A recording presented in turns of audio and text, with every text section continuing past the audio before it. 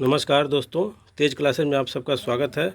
आज मैं BPSC, UPPCS, RO आदि परीक्षाओं के लिए महत्वपूर्ण प्रश्नों का सेट लेकर के आया हूँ और साथ में व्याख्या भी प्रस्तुत की गई है।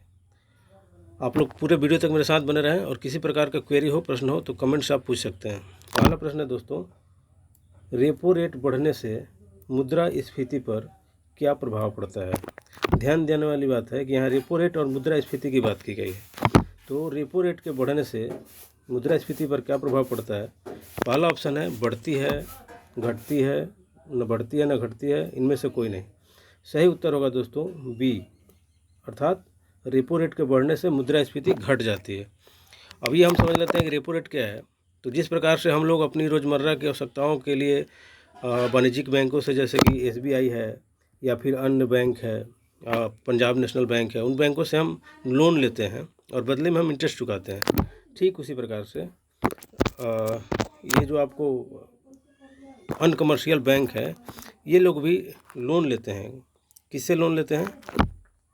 तो आरबीआई से लोन लेते हैं शॉर्ट टर्म की आवश्यकताओं को पूरा करने के लिए। ध्यान देने वाली बात है, अल्पकाल की आवश्यकताओं को पूरा करने के लिए, और बदले में इन कमर्शियल बैंकों को इंटरेस्ट चुकाना पड़ता है और उसी इंटरेस्ट का जो रेट होता है उसी को रेपो रेट कहा जाता है। अर्थात कमर्शियल बैंकों के द्वारा जब आरबीआई से उधार लिया जाता है तो इसके बदले में जो कमर्शियल बैंकों को लोन चुकाना, इंटरेस्ट चुकाना पड़ता है, उसी इंटरेस्ट रेट को क्या बोलते हैं हम? रेपो रेट कहते हैं। मतलब ये हुआ कि रेपो रेट वह रेट है जो कमर्शियल बैंकों से आरबीआई शॉर्ट टर्म के लोन के लिए इंटरेस्ट के रूप में लेती है। मतलब दूसरा प्रश्न में आगे बढ़ते हैं। हर्षवर्धन की बहन राजश्री का विवाह किस मौखरी राजा से हुआ था? तो दोस्तों ध्यान देने वाली बात है कि हर्षवर्धन जो था वह पुष्यभूति वंश का महान शासक था। उसकी बहन राजश्री का विवाह मौखरी शासक ग्रहवर्मन से हुआ था। किससे हुआ था? ग्रहवर्मन से, अर्थात बी ऑप्शन इसका सही है। और जिसकी हत्या जो है ये शशांक ने किया था। कौन किया था हत्या इसका?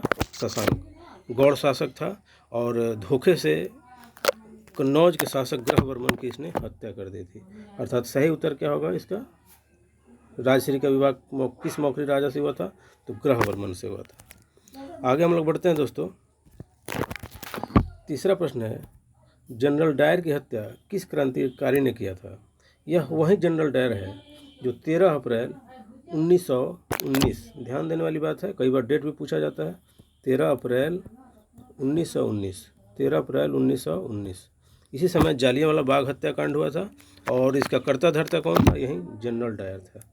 और जनरल डायर की हत्या करने के लिए जो ऑप्शन दिए गए हैं उसमें पहला है भगत सिंह, दूसरा ऑप्शन चंद्रशेखर आज़ाद, तीसरा खुदीराम बोस, चौथा उधम सिंह।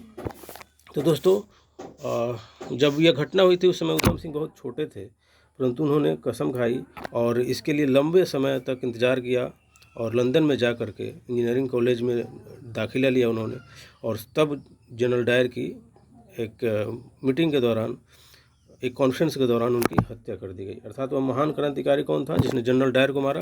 तो उनका नाम था उधम सिंह। ठीक है, अब हम लोग आगे बढ़ते हैं।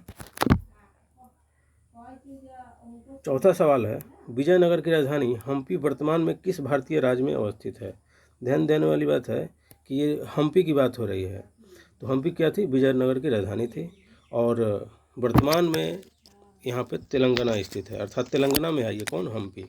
और यही विजयनगर साम्राज्य है दोस्तों, जो जिसका स्थापना जो है आपको 1336 ईस्वी में हरिहर एवं बुक्का के द्वारा किया गया था। कब किया गया था? 1336 ईस्वी में, और इसके संस्थापक थे हरिहर एवं बुक्का।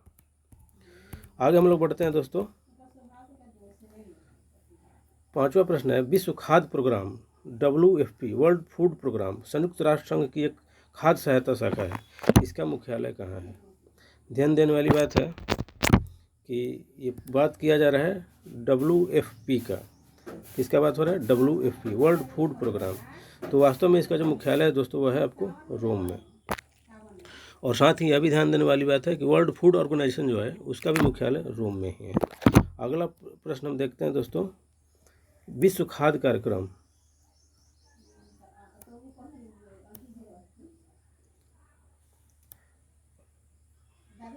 छठा प्रश्न है, राष्ट्रपति अध्यादेश किस अनुच्छेद के तहत जारी करता है। मतलब यहाँ राष्ट्रपति की बात जो हो रही है तो भारत के राष्ट्रपति की बात हो रही है। तो भारत के राष्ट्रपति जो है किस अनुच्छेद के तहत अध्यादेश जारी करते हैं। तो ऑप्शन दिया हुआ है दोस्तों, 123 अनुच्छेद, 124 अनुच्छेद, 54 अनुच्छेद, 55 अनुच्छेद। तो राष्ट्रपति अध्यादेश कब जारी करता है। तो राष्ट्रपति अध्यादेश जारी करता है दोस्तों उस समय जब लोकसभा और राज्यसभा दोनों में से कोई चल नहीं रहा हो, अर्थात लोकसभा और राज्यसभा जब चल नहीं रहा हो, मतलब सत्र अवसान हुआ हो या उसका सत्र चालू नहीं हो, तो उसी के एवज में यह राष्ट्रपति अध्यादेश जारी करता है विशेष आवश्यकताओं की पूर्ति के लिए। अर्थात मान लीजिए कि लोकसभा या राज्यसभा चल नहीं रहा है और कोई विशेष कानून की आवश्यकता है देश को, वैसे समय में राष्ट्रपति जो है अध्यादेश के द्वारा क्या करेगा, अध्यादेश के द्वारा वह कानून लागू कर दिया जाएगा और उसका अनुच्छेद जो है वह 123 है। मतलब राष्ट्रपति अनुच्छेद 123 के तहत अध्यादेश जारी करता है। आगे हम लोग बढ़ते हैं दोस्तों, ठोस कार्बन डाइऑक्साइड का सामान्य नाम क्या है। अक्सर पूछा जाने वाला प्रश्न है और आप लोग जानते भी होंगे। ठोस कार्बन डाइऑक्साइड का जो है सामान्य नाम या दूसरा नाम शुष्क बर्फ है, सूखी हुई बर्फ। अब आगे हम लोग बढ़ते हैं दोस्तों, निम्नलिखित में से कौन कशेरुकी प्राणी है। ऑप्शन दिया हुआ है, पक्षी, मछली, मानव, घोंघा। ध्यान देने वाली बात है दोस्तों कि ये कशेरुकी का क्या मतलब होता है। कशेरुकी का अंग्रेजी होता है वर्टिब्रेट, और वास्तव में जो रीढ़ की हड्डी वाले जीव होते हैं प्रायः उन्हीं को बोला जाता है कशेरुकी प्राणी। जैसे कि मनुष्य है या गाय बकरी मछली आदि है जिसमें रीढ़ की हड्डियाँ पाई जाती है या कंकाल पाया जाता है। तो इसका सही उत्तर होगा दोस्तों, ये नहीं है कि बात पूछ रहा है, अर्थात कौन कशेरुकी प्राणी नहीं है, तो यह है घोंघा। और घोंघा किस संघ में आता है दोस्तों, मोलस्का संघ में आता है।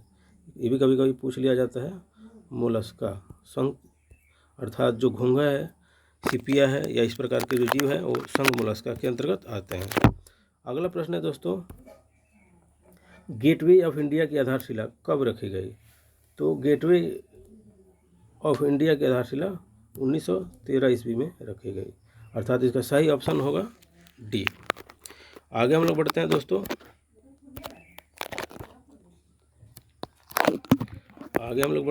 और 10वां सवाल है कि पाटलिपुत्र का शासक उदयन ने किसकी हत्या की थी। तो अब देखिए कि जो उदयन था यह आपको पाटलिपुत्र का शासक था और इसने अपने पिता अजातशत्रु की हत्या की थी। और ध्यान देने वाली बात यह भी है कि अजातशत्रु जो था वह भी अपने पिता एक बार अपने बिंबिसार को मारा था, अर्थात बिंबिसार की हत्या उसके पुत्र अजातशत्रु ने कर दी थी और अजातशत्रु के पुत्र उदयन ने इस अपने पिता अजातशत्रु की हत्या कर दी थी। मतलब बिंबिसार की हत्या अजातशत्रु ने और अजातशत्रु की हत्या उदयन ने, अर्थात एक परंपरा चला था कुछ समय के लिए। और उदयन के बारे में यह भी माना जाता है कि उसने पाटलिपुत्र की स्थापना किया था, अर्थात पाटलिपुत्र के संस्थापक के रूप में अगर आपसे पूछा जाता है कभी तो आप बताएंगे कि उदयन ने पाटलिपुत्र की स्थापना की थी। आगे हम लोग बढ़ते हैं दोस्तों, 11वां प्रश्न है, सिक्के का प्रमुख घटक क्या है। सिरके का प्रमुख घटक क्या है। तो सिरका जो बेसिकली है अम्ल है और इसमें जो ऑप्शन दिया हुआ है साइट्रिक अम्ल, एसिटिक अम्ल, नाइट्रिक अम्ल, लैक्टिक अम्ल। तो सिरका जो है दोस्तों वो एसिटिक अम्ल का बना होता है और जो ये साइट्रिक अम्ल है वो खट्टा होता है। यहाँ पे जो दिया हुआ है साइट्रिक अम्ल, इसको भी ध्यान देने वाली बात, इसको भी आप समझ सकते हैं। साइट्रिक अम्ल खट्टे पदार्थों को कहते हैं, जैसे कि नींबू है, आंवला है, इसमें प्रायः साइट्रिक अम्ल पाया जाता है। और जो ये लैक्टिक अम्ल है दोस्तों, लैक्टिक अम्ल ये दूध या दूध से बनी पदार्थों में पाया जाता है। और सामान्यतः यह भी देखा जाता है कि जब हम शारीरिक श्रम करते हैं तो उस स्थिति में भी हमारे शरीर में लैक्टिक अम्ल मांसपेशियों में जमा हो जाता है, जिसके चलते हमारी मांसपेशियों में दर्द होता है। नेक्स्ट प्रश्न है दोस्तों, बोर्रा गुफाएं भारत के पूर्वी तट पर किस पहाड़ी पर स्थित हैं। तो ये जो बोर्रा गुफाएं हैं दोस्तों, ये बोर्रा गुफाएं वो भारत के पूर्वी तट पर जो ऑप्शन दिया हुआ है उसे देख लीजिए, हॉर्सले, नागरी, नालामाला, अनंतगिरी। तो ये जो बोर्रा गुफाएं हैं तो आंध्र प्रदेश में स्थित है। कहाँ पर स्थित है, आंध्र प्रदेश के अनंतगिरी, अर्थात अनंतगिरी पहाड़ी पर यह स्थित है बोर्रा गुफाएं, ध्यान रखने वाली बात है। नेक्स्ट प्रश्न है दोस्तों कि कैल्शियम सल्फेट, अर्थात जो कैल्शियम सल्फेट डिहाइड्रेट को सामान्यतः किस नाम से जाना जाता है? तो कैल्शियम सल्फेट जो डिहाइड्रेट है उसे जिप्सम के नाम से जाना जाता है। किसके नाम से जाना जाता है? जिप्सम के नाम से जाना जाता है, अर्थात सी ऑप्शन इसका सही होगा। आगे हम लोग बढ़ते हैं दोस्तों। भारत के आर्थिक सर्वेक्षण को कौन प्रकाशित करता है? क्या नाम है इसका? आर्थिक सर्वेक्षण। तो दोस्तों जो इकोनॉमिक सर्वे ऑफ इंडिया है इसका प्रकाशन भारत के ऑप्शन पहले आप देख लीजिए, वित्त मंत्रालय, राष्ट्रीय विकास परिषद, वित्त संस्थान, भारतीय सांख्यिकी संस्थान।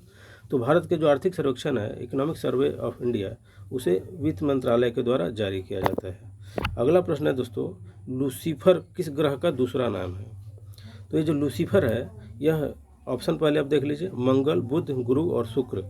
तो जो लूसीफर है ये शुक्र का दूसरा नाम है, अर्थात शुक्र को लूसीफर भी कहा जाता है। और शुक्र के बारे में और भी दो चीज़ें हैं तो ध्यान रखने वाली बात है, इसको मॉर्निंग और इवनिंग स्टार अर्थात भोर का तारा और शाम का तारा भी कहा जाता है। और साथ में जो पृथ्वी इसको क्या बोलते हैं, शुक्र को पृथ्वी की बहन या पृथ्वी के समान जैसे कुछ गुणों के कारण उसे पृथ्वी की बहन के रूप में भी स्वीकार किया जाता है। धन्यवाद।